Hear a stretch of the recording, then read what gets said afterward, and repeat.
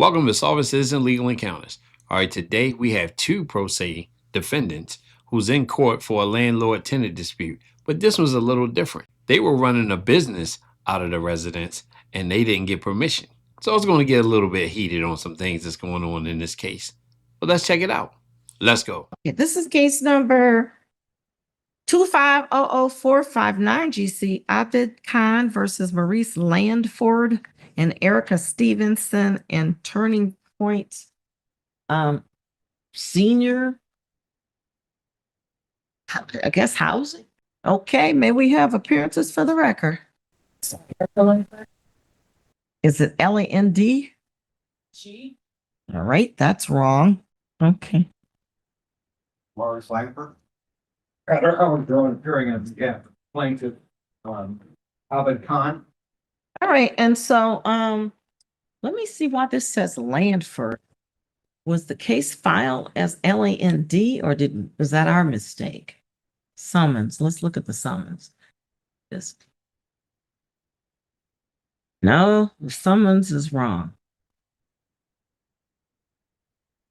So the plaintiff may want to correct the case caption to the proper last name.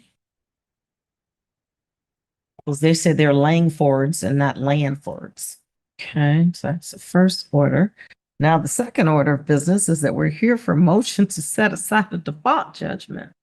All right, let's see what we can find on this one. It looks like there was a mediation set.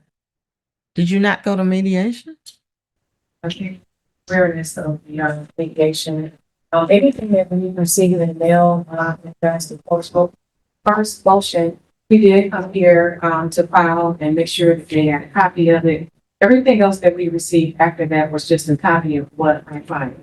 And on the first page of that, it did state that the court will set a date and that I guess we will get something in the mail in regards to the date. So we were never aware that we were supposed to come to mediation. We never received. The mediation isn't here, so. Yeah, so received anything in the mail in regards to a date. So when by the time I received that same notice from Mr. Abid's attorney with what I had filed, we then called the courts and they said, well, you know, something should be coming in the mail this saying that the date will be set by the courts. But however, we never received anything. So we did receive something saying that the judgment was already set. So we're like, well, hold on, you know, we didn't even get a chance to come, you know, to court or, you know, explain our case or anything like that. So we definitely would not have not showed up, especially since there were so many untruths sold in this case. We definitely would have showed up for our text messages and everything that we had proving that Mr. Abid, which was our landlord, were aware that there was a room and board being run out of the property. That's strange to have a judgment for permission of something you were supposed to be doing. So let's see. I see, first of all, I do see mediation notices. They don't come from the court. They come from the mediation center. And they went out on May 29th to Howard Gurin. Then there's another one addressed to Maurice Landford on West Glenhaven Circle in Northville. This is May 29th of this year. And then there was another one that went out to Erica Stevenson on Buttercrest Street in Southfield. And that property since last year had got fired. So I was no longer even at that address. That was where business address I was. Well, you know, that might probably be true. I don't doubt that. This is the address where I guess the complaint and summons were addressed to. Let me look at the summons. The Landford summons has the Glenhaven Circle address. So that's where, when the plaintiff files a case and that's what they give us, that's where all notices are going to go, unless someone at some point comes in and corrects us and tells us they've moved. And then the Stevenson summons, and this is what first starts the case. That was on Buttercrest Street. So this was, and that summons was issued back in January of this year with that address. And then there was later an alternate service motion for you, Miss, at the time, Stevenson, saying that that was the last known address for you. Is that the West Glenhaven address? Because that's where I was. What do you mean Westland? Oh, no, I said Westland, Haven, the same address. Oh, yeah. Yeah, West Glen Haven is the address that they have So like I said, we did never receive anything from our mediation. for Erica Stevens, last known home or business address. They have West Glen Haven. Yes. Then they asked for alternate service there, saying that they tried to serve, no one was there. That was through February and March. So we authorized alternate service. So we did receive that package. And then that's how we ended up coming into court. Right. So you got that. Yeah.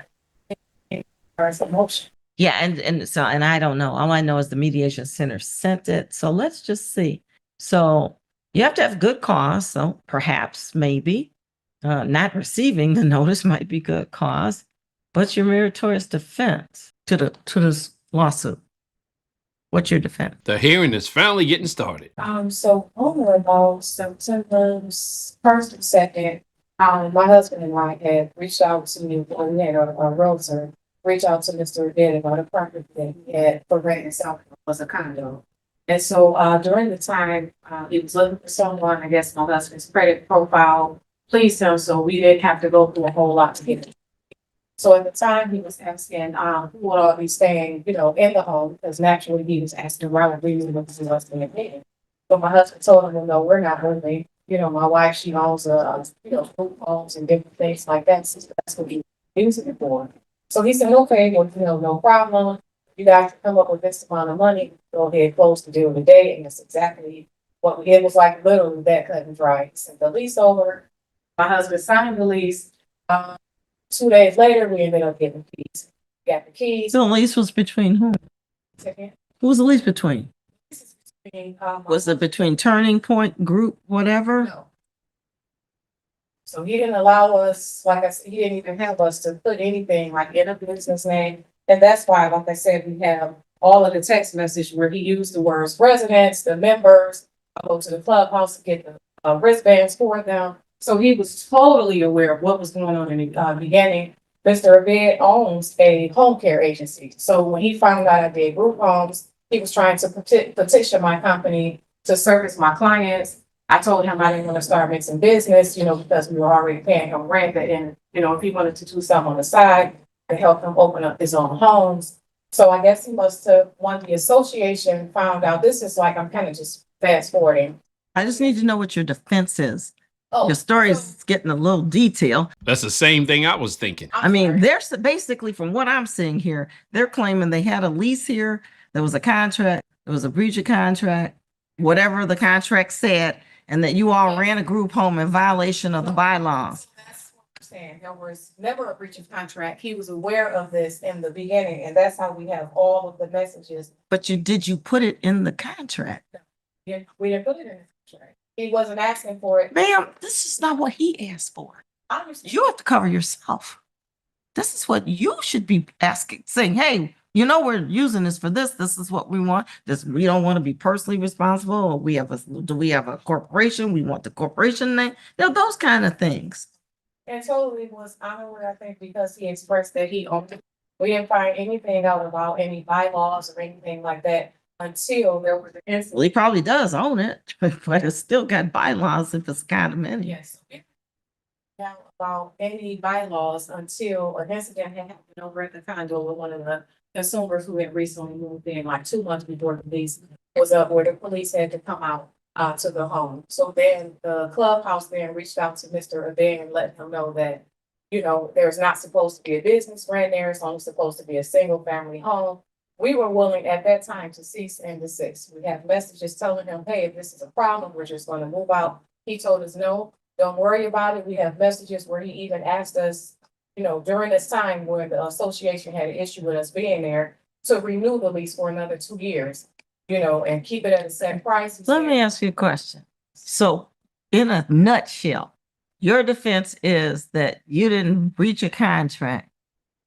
Well, he said we breached the contract. Now, I'm asking you what your defense is. The judge asked that question about an hour ago, and she still haven't gotten the answer yet. I know what they said. I've read it.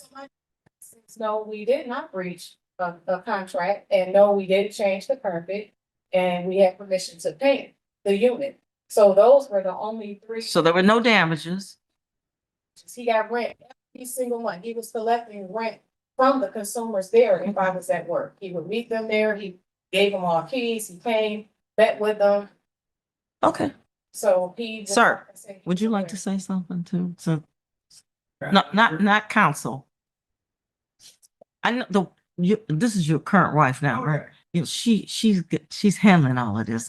But in fairness, since your name is on it too, I'm asking if you'd like to make some statements. Okay, go ahead.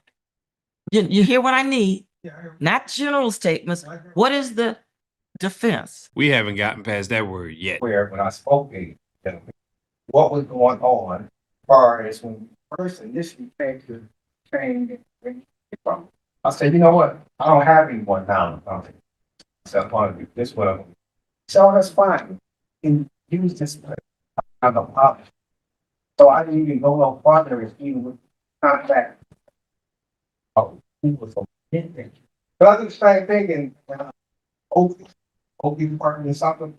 Was do the same thing. Have you also, this is just a side. Have you considered talking to a lawyer about these kinds of activities before you just do it? Honestly, the first time I've had my own room homes and room boards that I do both, that we've ever had an issue. But ma'am, that don't mean you're not gonna have an issue. It means you just skated under the radar of a potential issue. Okay. Go forward. Go on, stay in home. I see. Taxes, their own personal tax information. They're getting to do with this contract. Send me personal tax information. I'm asking, why did you send me something? Because you're a good man, I trust you. I wouldn't trust you with this information. Send me my Yeah, he probably said that. Okay. All right, hold on. Because the standard to set aside a default judgment is good cause for why you didn't appear in this case at the mediation. I understand. And I understand that, and you saying you would have showed up, and I believe that. found out that something had happened. See, I'm driving for a living. So I be on the road, 3 weeks at a time. I don't really get mail until I come home like 3 or 4 days. And then I get the mail and I look at it. I never seen no judgment, but I seen that package she got, came here and respond to it. Nothing for mediation. Nothing from no mediation. Okay. All right, counsel, what would you like to say? Finally. First of all, Your Honor, the address I know is in the file. I also know, I'm gonna say one thing very quickly. My processor went out. She told me she didn't get it all. I could say that. Well, at the time I wasn't living there, sir. I was staying at Sutton Place Apartments. I mean, I don't have to personally disclose that in front of the courts, but during that time, I was not staying at West Glen Haven. I was at a different address. I have my license that will show that I was not staying at that address during that time. So anytime I did get mail in regards to the situation, my husband did let me know that they were sending my mail there at that time. Leave it at that. But Your Honor, from a legal standpoint, we served the complaint. We got an answer. They said they got that. Didn't get a real answer. What we got was something that unsigned, talking about 3 different defendants. No answer. Court will absolutely require that answer be signed. It wasn't signed. Your Honor, we got a motion to set aside the default. No meritorious defense was cited. Simply under the court rules. They have not followed the court rules. We did file a motion to strike the answer. We did file the motion for entry of default. Did file the motion for entry of judgment default. None of which were responded to in a signed manner as consistent with the court. Well, what happened with those motions? Because this is my first time seeing you both. Say this. Filed the motion to strike. I see it. Received with an indication with their office, which said we need that the court needs it, that the court would set a date. Didn't get a date. In the interim, we got the mediation notice. Myself and my client showed up for mediation. He did not. He then got a notice to the court as to review as to the as to the status of the case and submit a final disposition. We then filed, spoke with the court, spoke to both the court clerk here and the court clerk downstairs as to how you wanted that and filed a motion for entry of default and entry of default judgment. Now, Ms. Stevens has got a little bit of a history here. She sued which brought up this case. She was sued in Oakland County Circuit Court for eviction and she defaulted. Huh? And what case is this? This is the case of Oakland. This is the case of Condominium Association versus herself. There is no permission. She knows that they know they cannot run a business out of North Park Place.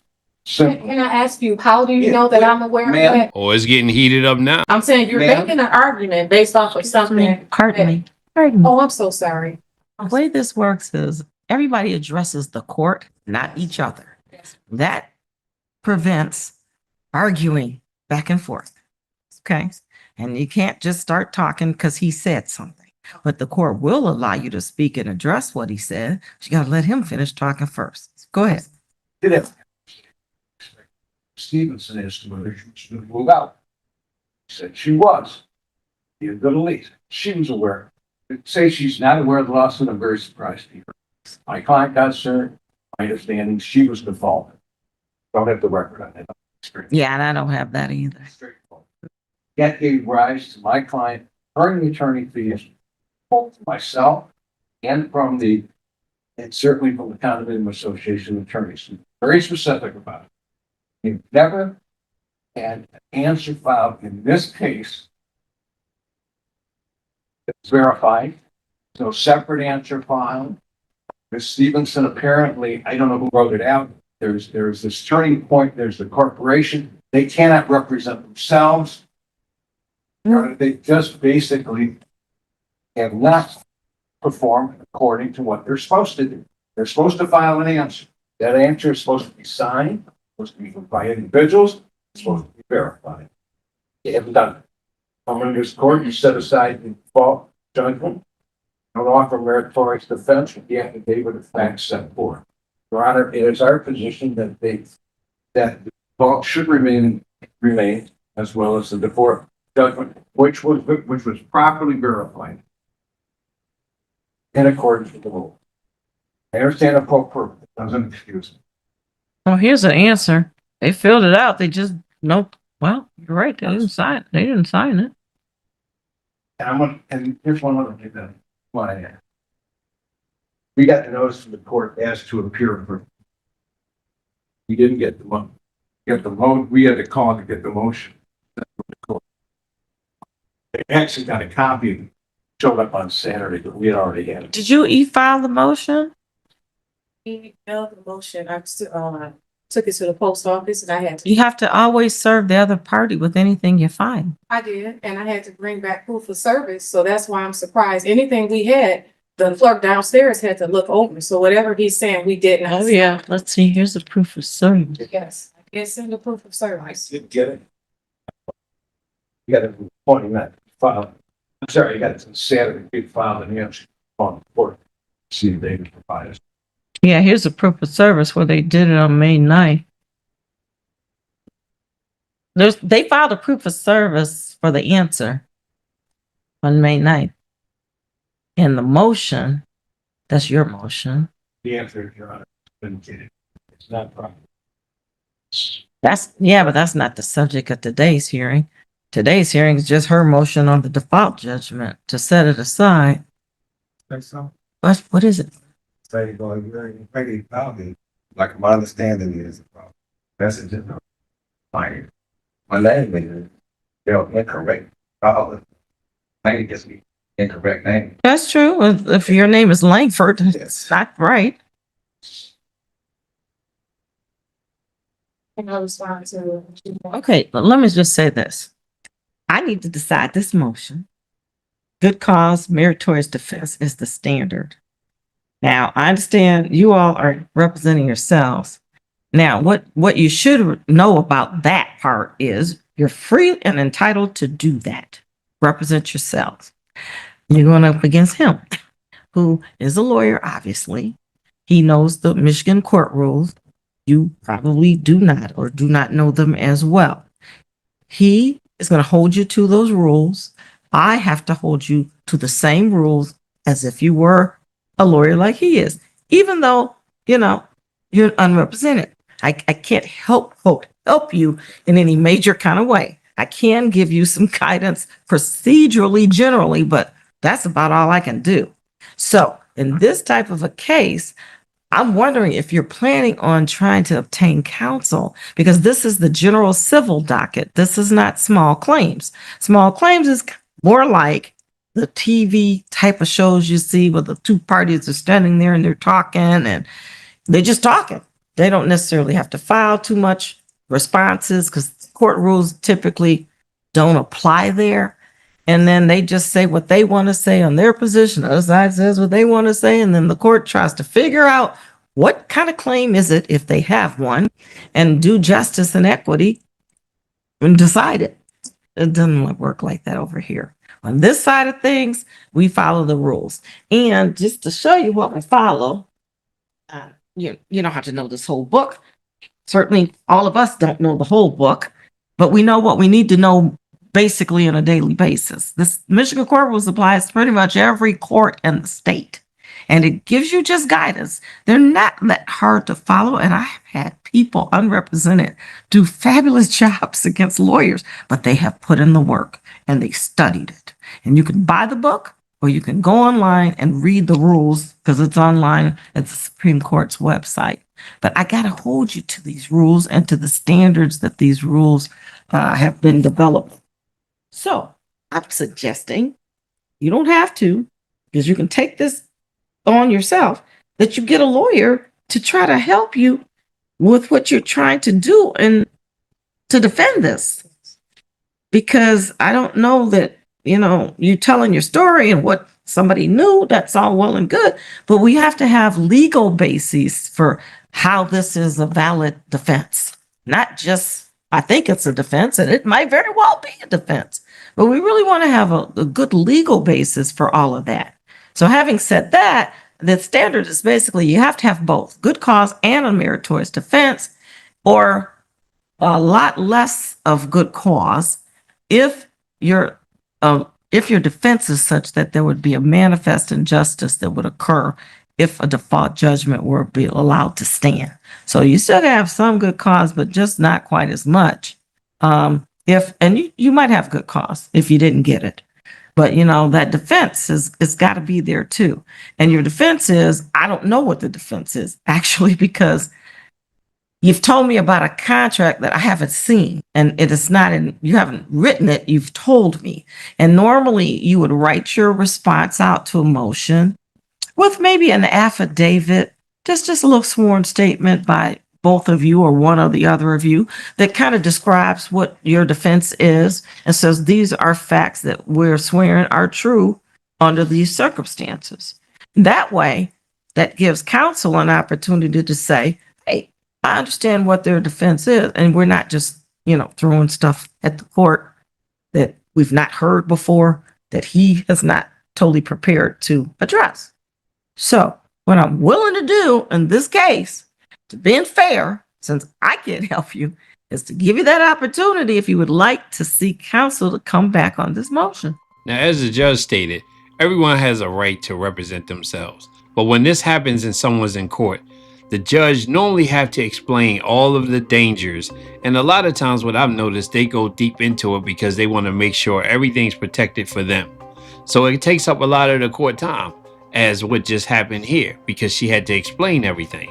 But when they have an attorney, it moves a lot faster.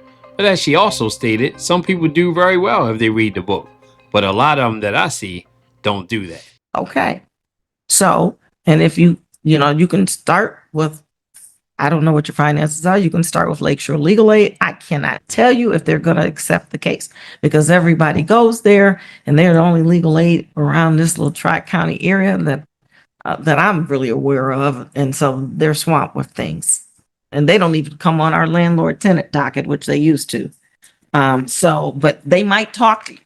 They might give you some suggestions. They could prepare a document or a response for you. They may not file an appearance in the case. You might want to talk to other lawyers. Your corporation counsel is right. You can't talk on behalf of the corporation. So corporation, I don't know if you filed an answer, but you probably need to at least sign it. But you can't speak on behalf of the corporation. That's why you have corporate protection. You're not the corporation. You're maybe a part of a controlling body of the corporation, but the corporation speaks through its lawyer. So you would have to get a lawyer anyway for the corporation. So you could have one lawyer. If there's no conflict, the lawyer could say, I'm representing all three. But you kind of want to get your ducks in a row. And that way, counsel will have some type of a pleading, which is basically a response or to a brief or something that really sets forth what your defense is. I mean, I've got your motion here, which is good, but you know, you might want to supplement that with something. I don't know. So that he's able to respond to it, because otherwise your case stops here and you could be held liable for the whole amount of whatever it is they're trying to get. Yes, sir. Text messages and messages. You should submit that to the court to the summons. Why don't you talk to your lawyer first about what you should be submitting? Because I can't, you could submit anything to the court. People do, trust me. But whether or not that's going to be helpful or not, I can't say. Because I don't know what your position is. And I can't give you the legal advice, even if I did know what your position is. Just like I can't help him. And there's some lawyers, you think all lawyers know everything. They don't. Some lawyers need more help than others. He probably doesn't need that much help, but some do. I can't really help them if they do. I'm just sort of the neutral that sits here, tries to be fair to both sides, give you the opportunity to be heard. And then if you lose, well, you lost, because I just don't have a dog in the whole show. So I feel for you, but if you don't make your standard, I got to do what I got to do. And it might be ruling against you. So let's give you an opportunity to try to find some counsel, at least study the rules. There's a whole rule on setting aside a default judgment and what you need to show in there. So you might just want to, take a peek. So let's adjourn it, Jessica. I know you heard. All right. So I've got that you're going to seek counsel and potentially amend your motion within your affidavit or your meritorious defense and things like that. And then, of course, you'll get it served on counsel. He's going to do the stipulation for you to sign off on amending the case caption. Okay, so that's going to complete this matter. Okay, this was definitely an interesting case, and I'm going to follow up on it. But anytime you have a company, some type of corporation, you cannot go pro se. Companies have to be represented by a licensed attorney. I hope you enjoyed the video. If you do, give it a thumbs up. And I'll see you around on the next one.